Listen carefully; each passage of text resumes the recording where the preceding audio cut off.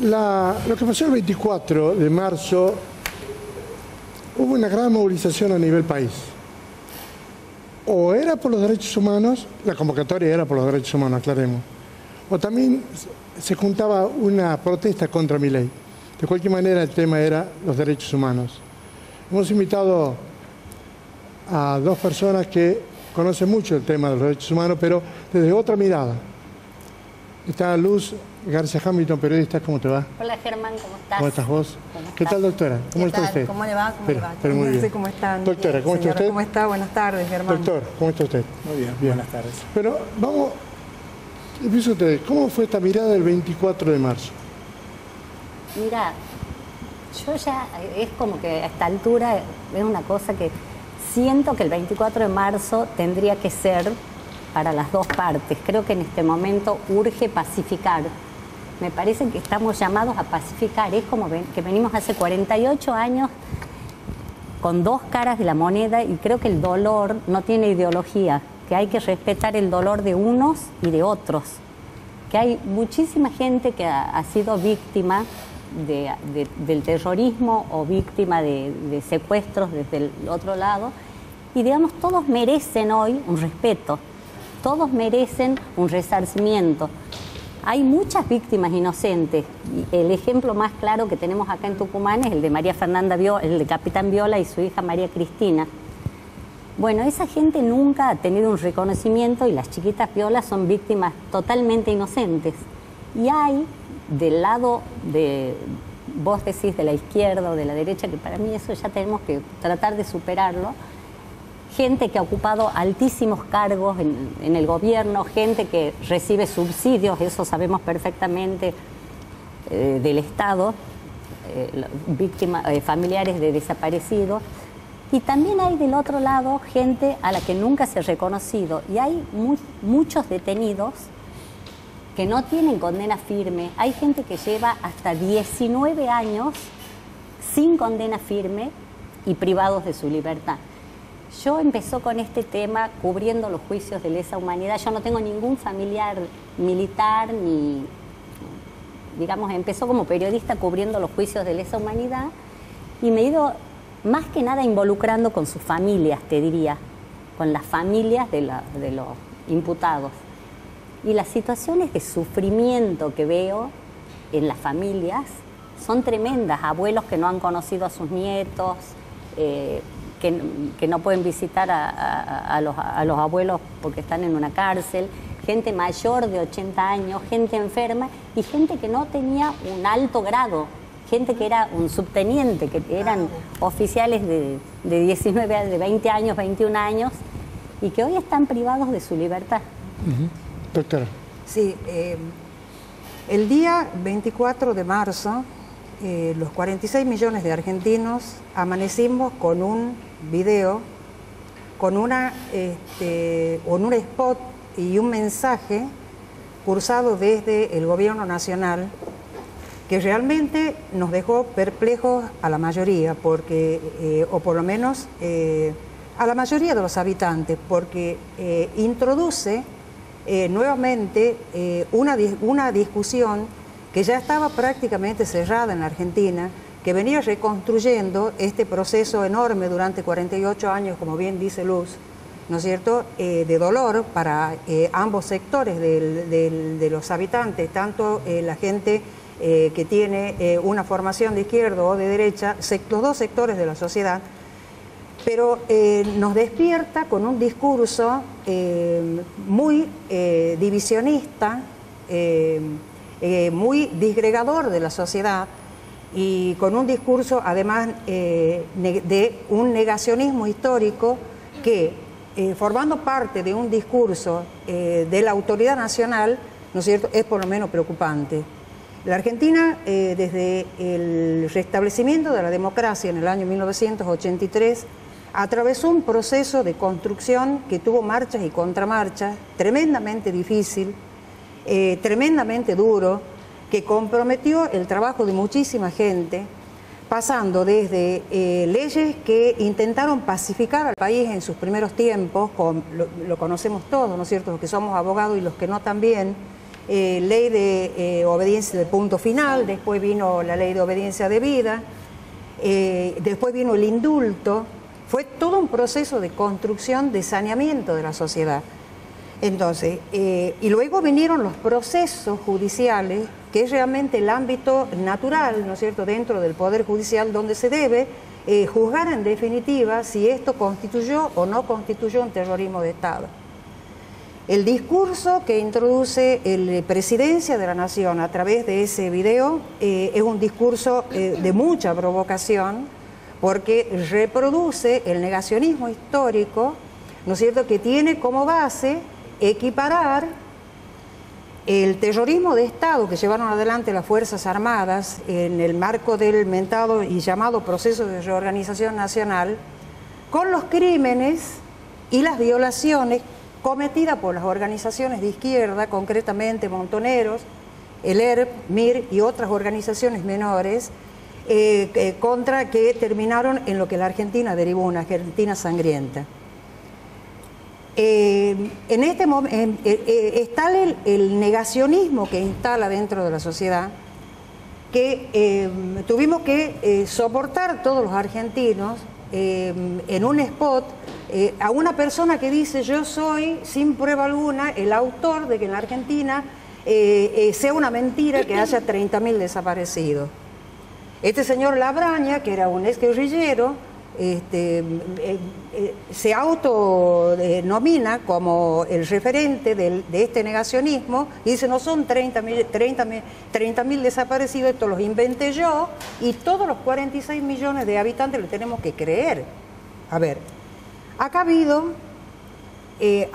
habido en el país y en particular en Tucumán dos cuestiones que no podemos desatender en esta etapa de la evolución de la democracia.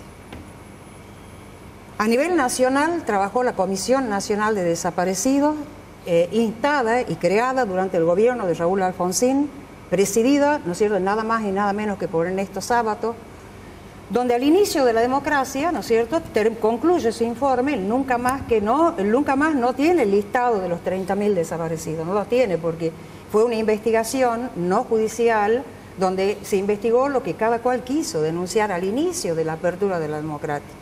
Al inicio. Disculpan, sí. Quisiera terminar la idea, bueno, ¿no es cierto? Quisiera terminar. Quisiéramos terminar. Entonces, es decir, hoy se cuestiona esto, que en la Argentina ya tenía un consenso, que tenemos 30.000 desaparecidos. El informe del Nunca Más, como también el informe de la bicameral, forma parte hoy... La bicameral de Tucumán. La bicameral de Tucumán. Correcto. Forma parte hoy, ¿no es cierto?, de el patrimonio, es un patrimonio documentado, ¿no es cierto?, para la humanidad, que acá logra su inscripción en la UNESCO. Nadie se atrevió a desmentir, nadie cuestionó en ningún momento, ¿no es cierto?, el informe de la bicameral, ni el informe de la Comisión Nacional, que patentizaron la existencia en la Argentina de un terrorismo de Estado. A ver, yo creo que, en primer lugar, porque bueno, se ha dicho muchas cosas, los derechos humanos, ¿qué son? Son aquellos derechos que son inherentes a la condición de ser humano, es decir, que son para todos por igual. Y en eso creo que estamos todos de acuerdo. Sí, sin duda. Yo no creo que de ninguna manera haya un negacionismo, ni que haya habido consenso durante todos estos años sobre los 30.000 desaparecidos. Lo que hubo fue una imposición por un sector, por una parte del gobierno, que fue principalmente, que empezó con el kirchnerismo, porque además, si bien hubo leyes de reparación que intentaron pacificar, como lo decía recién la doctora, de punto final, obediencia a vida, después vinieron los Kirchner y dieron marcha atrás y juzgaron a los militares, aún en retroactividad de la ley, con juicios que son absolutamente ilegítimos, y esos militares hoy están presos. Y no hubo consenso, hubo una imposición.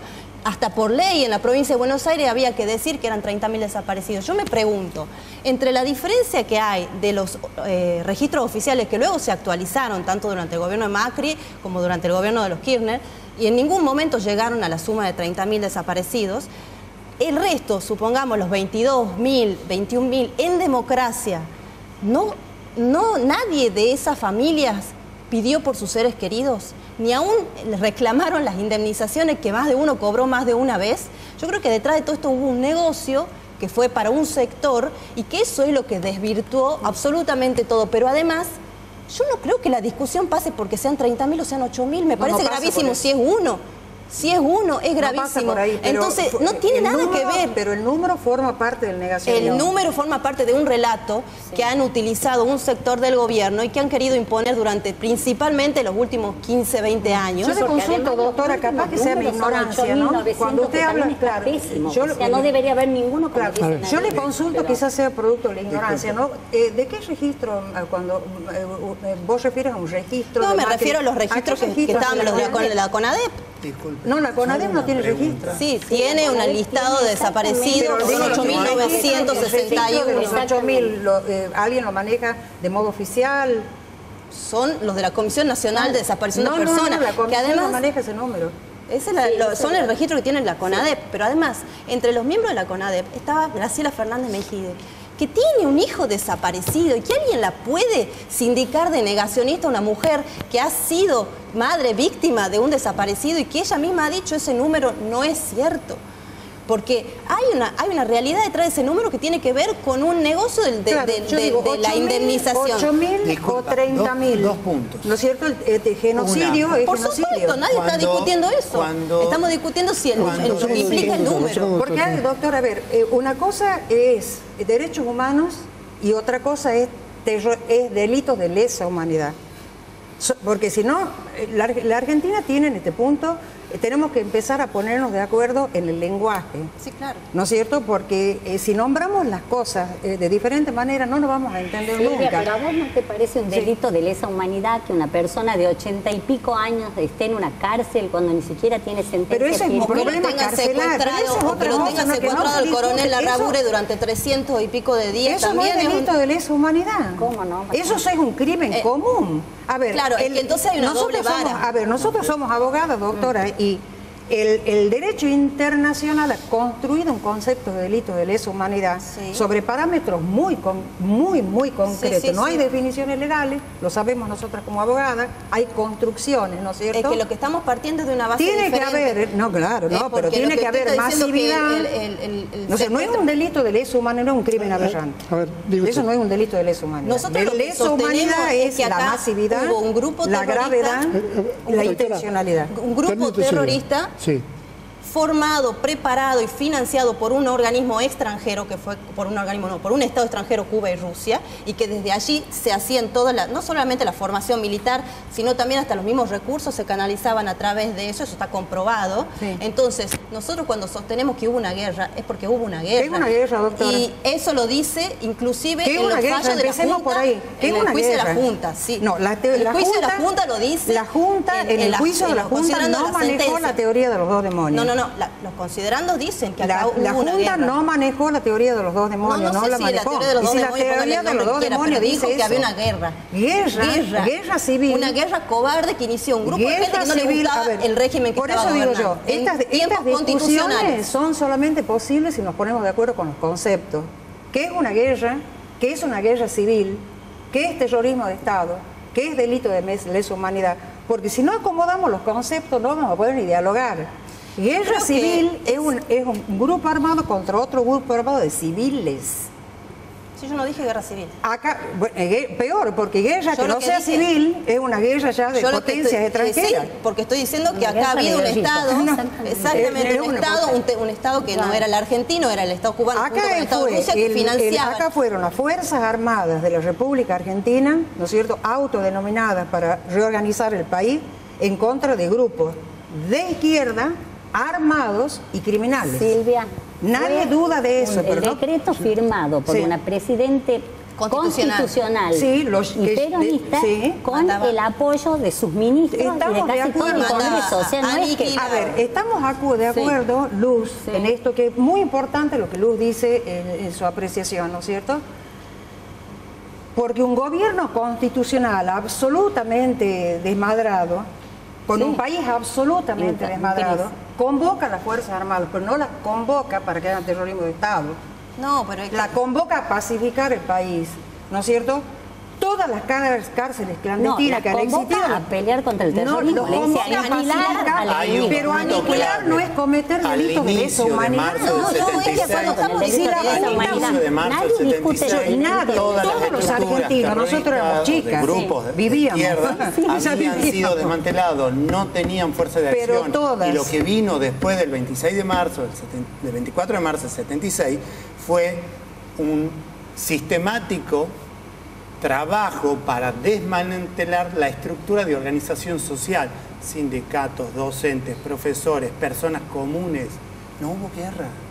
Fue El exterminio del abuso. Fue un trabajo de abuso del Estado Nacional con los militares para amedrentar y hacer un terrorismo dentro de las estructuras Chicas, y redes de el construcción de la nunca sociedad. más, Hasta ese momento el nunca ya más. había sido desmantelado todas las fuerzas estamos terroristas. muy- Termine, doctor.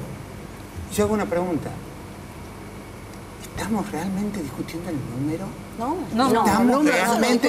el número, Para mí el número no es no. importante, en el sentido de A que ver, cualquiera... coincidimos. Hubo un proceso en el cual desde la estructura del Estado se llevaron a cabo crímenes aberrantes. Se secuestraron mujeres embarazadas, se apropiaron niños, todavía no se los encuentra. Cuando se pide el continuo proceso de justicia y de memoria, es justamente abran los libros, cuenten lo que tienen, porque todavía hay un pacto de silencio en el cual no quieren contar la verdad. Cuando se muere, hay una cosa- cuando se muere Videla, Estela de Carlotto dijo qué lástima, porque se llevó toda su información a la tumba. Hay una cosa sobre lo que habías dicho. El 10 de en octubre, no me acuerdo, el 5 de octubre, 4 de octubre del Día de las 75, un grupo de montoneros ingresa al regimiento 29 en Formosa. No estaban desmanteladas las fuerzas guerrilleras en el 76, porque a los pocos meses empieza el golpe militar. Y todo esto ocurrió antes. Acá cuando hablamos de 24 de marzo parece que fuera el inicio del periodo de violencia de la Argentina, cuando en realidad...